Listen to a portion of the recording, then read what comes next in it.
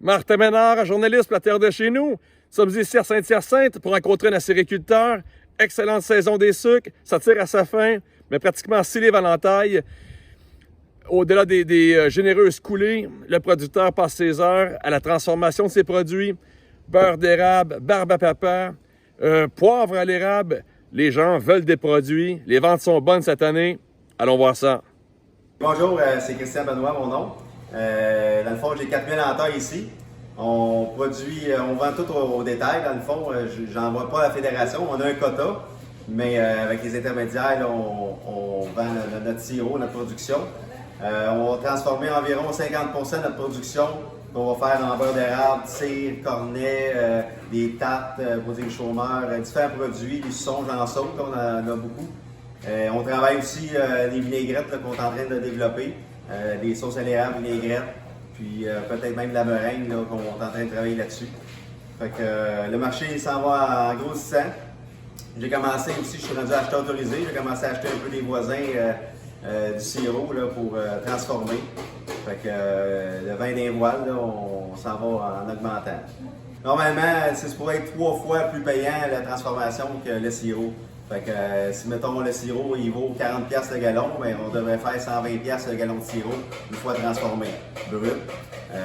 Mais c'est ça, c'est sûr que c'est trop du temps, mais oui, ça vaut la peine. Là, tu développes tes marchés dans quelle région?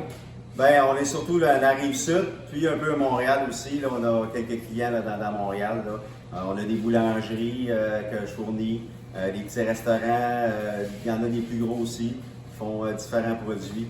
Fait que ça s'en va. Je vois mes clients aussi que les commandes ont presque, il y en a qui ont presque doublé. Là. Je vois que ça s'en vient en augmentant. Là. On s'en va du bon bord. Qu'est-ce qui fait qu'un beurre d'érable, chaque producteur dit que son beurre d'érable est le meilleur, mais pourquoi le tien est-il le meilleur? On a chacun nos secrets, nos techniques, mais c'est une façon de le faire foisir le plus rapidement possible pour qu'il soit le plus doux possible. Fait que, on ne dira pas tous nos secrets, mais chacun notre façon de le faire là, pour que les gens l'apprécient. Le futur, ça va être quoi, selon toi? Le futur, ben, je pense que ça va aller en grossissant tranquillement. C'est sûr que j'ai un autre métier pour combler, parce que je ne peux pas vivre de ça présentement. Mais d'après moi, que je vais tomber plus à ma pré-retraite, je vais me mettre plus à 100% là-dessus. Puis il y a moyen de vendre des produits d'érable à l'année. C'est de voir les commerces qui en ont besoin.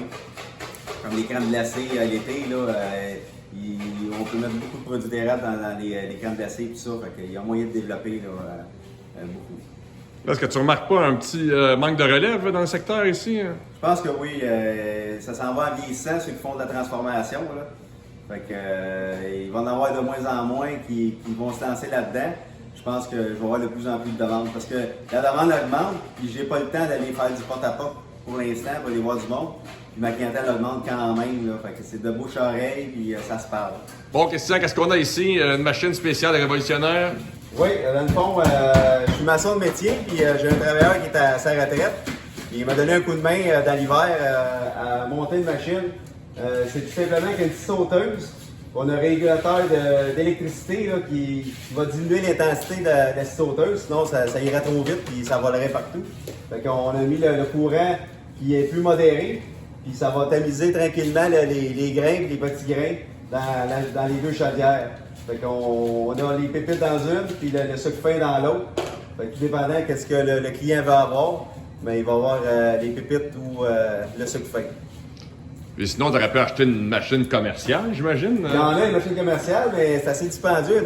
C'est autour de 10-12 000$ des machines qui vont faire le même principe, qui vont brasser. C'est sûr que là, on le brasse un peu à la main. Ben, on a une machine quand même qui brasse, mais on fait un peu de manipulation en main, mais quand même, on sauve beaucoup de temps avec ça. Là. Fait que, est-ce que tu vas finalement vendre la spéciale Christian Benoît? Ça, j'ai pas pensé à ça. Là. Pour l'instant, c'est un prototype. Là. Mais c'est quand même simple. Là. Il y en a sûrement qui vont pouvoir copier mon idée. Là. Mais ça va quand même bien. Là. Même la MAPAC qui ont venu visiter, on regardait ça, puis ça va aller correct. C'est légal, hein? Oui, oui.